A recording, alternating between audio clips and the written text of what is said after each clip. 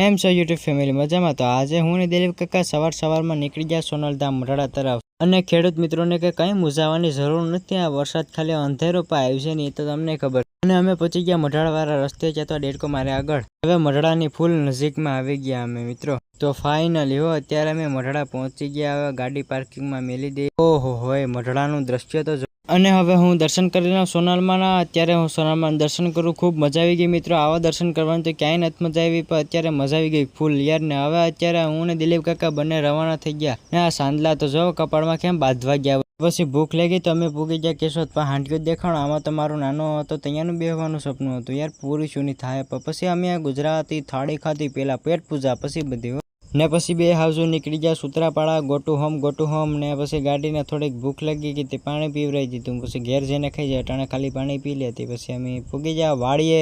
Video પસંદ આવ્યો હોય તો ચેનલને સબસ્ક્રાઈબ કરતા જજો।